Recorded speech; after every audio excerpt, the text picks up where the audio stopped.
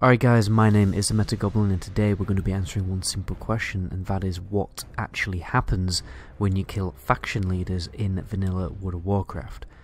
Just before I jump in guys, I have started streaming on Twitch, so I really appreciate a follow on Twitch. You'll find that in the description. We are streaming as much vanilla kind of stuff as we can before we, get into trouble. But I think, let's jump into the video. I mean, the main things that people are probably asking when you're jumping into this video is, what is the incentive to kill faction leaders in vanilla? Because there's no achievement system, there's no black bear war mount for you to obtain, so what is the actual incentive? Another question people probably ask is, who do you kill as a faction leader for Stormwind? Because it's obviously not going to be Andrin, whatever his name is, the gay boy with blonde hair on retail. It's obviously not going to be him because he's a child, and you can't kill children in video games. That's a bit of an iffy issue, as you know.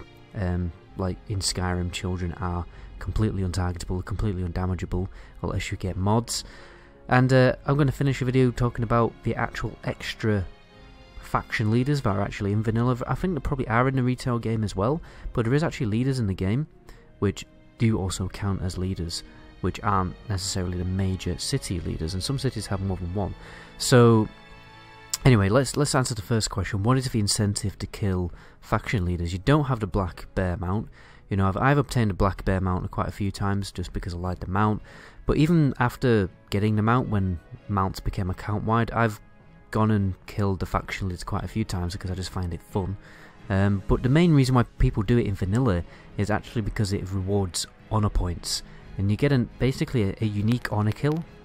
And the honor kill is basically called a leader honor kill, and it actually awards 400 honor points per leader kill. And you can kill quite a lot of leaders because there isn't just one per city. So yeah, that is the main incentive to go and kill faction leaders. So that's pretty cool. I mean, I think the second question is, what people want to ask is, who the hell is the faction leader for Stormwind? Because you know in the lore that basically pre-Wrath of the Lich King, Varian Rin, the king of Stormwind, has been captured, and he's on Algaz or Alcaz Island or something. I don't really know massively about the lore about that, but he's not the king of Stormwind. Well, he is the king of Stormwind, but he's not there in vanilla or Burning Crusade. He's just not there. So who do you kill? And it's actually quite surprising. You have to kill Bolvar Fordragon. Now, if you know your lore quite well, that is actually quite interesting. He basically acts as the Stormwind regent, like the regent king for Stormwind, essentially. And Bolvar, is a very interesting character. He's basically the general of the Alliance forces, especially when during Wrath of the Lich King, he's at the Wrathgate, he gets killed. At the Wrathgate, gets poisoned and consumed by dragon fire, and eventually gets resurrected as kind of like an undead guy, gets tortured by the Lich King, and then eventually becomes the Lich King. Okay, so it's quite interesting how in vanilla World of Warcraft you get to kill this guy. I just found that pretty cool. Never! I will never serve you! I mean, what is interesting is how each and every boss is they have been designed as a raid boss. Okay, they have their own mechanics. Some of them are more difficult than others, and Bolvar is one of the difficult ones. The reason why Bolvar is so difficult is less to do with his actual mechanics, is the fact that you have to run all the way through the Stormwind castle to get to him, and just behind Bolvar is where like loads of players are queuing for their for their PvP battles, because back in the day you had to go to an NPC to queue for a battleground, and the battle room is basically behind Bolvar, so he's one of the hardest bosses to kill. But from a mechanic standpoint, the priest, the Archbishop Benedictus, I'm gonna check that. Yeah, basically I got the name, I got the name correct.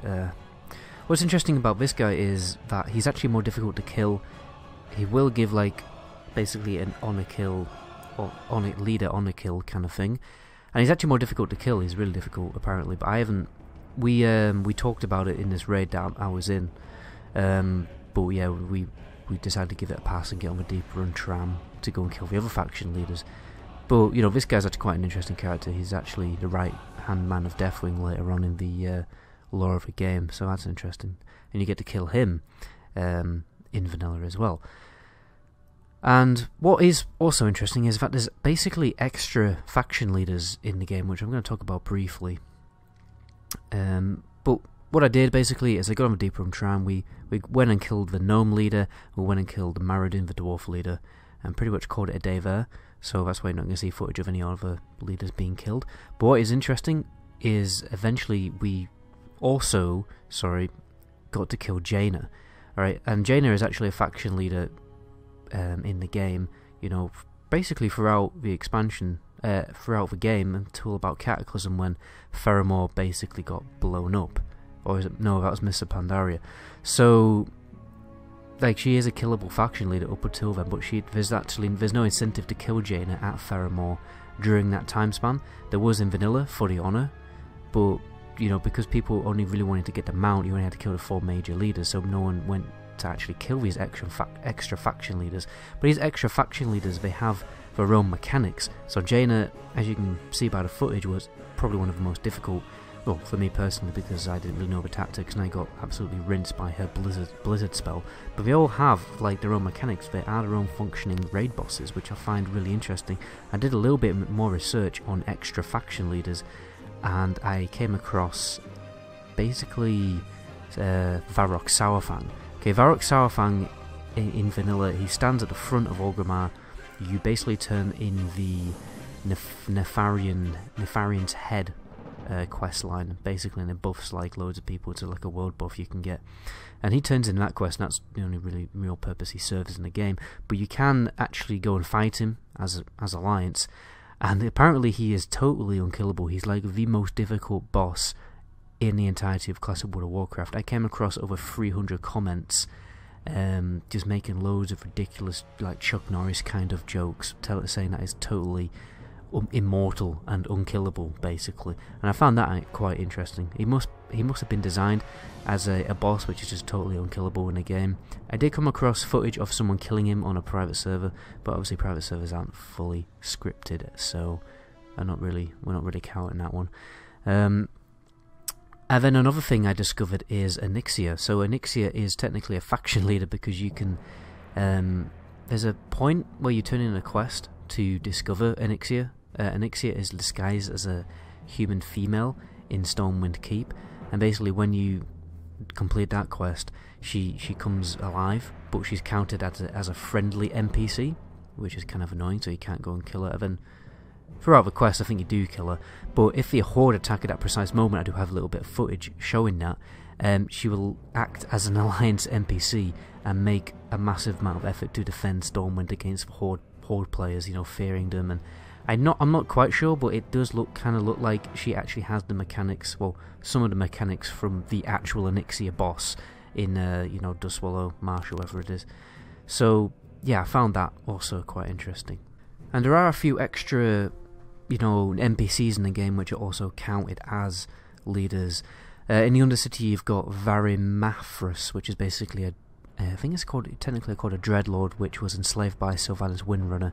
I don't know if they're still knocking about together now so much in retail. Maybe Valramus is... I don't know what he's doing these days. In Thunderbluff you only have the one, and in Orgrimmar you obviously have... At some point there was actually Garrosh Hellscream. Actually, I'm going to probably take a break from the video to research that, but obviously you have Vol'jin as well, counted as a faction leader, so you can kill Vol'jin, which is the troll leader. And then, what else have we got? Yeah, pretty much everything I've mentioned. Now, obviously in Dionysus you have Tyrande Whisperwind, who is the main leader, but you also have Archdruid Fandrel Staghelm, who is technically the leader of Dionysus. And yeah, I will quickly look up what Garrosh looked like pre-Wrath of the Lich King. So I just looked it up then. He wasn't in vanilla at all.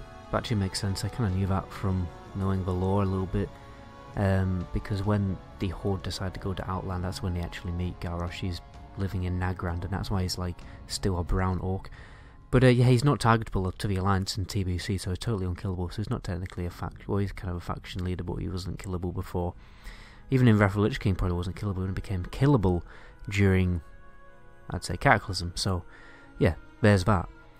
And that's pretty much where I'm going to end the video today, guys. My name is Amanda Goblin. Until my next video, ciao.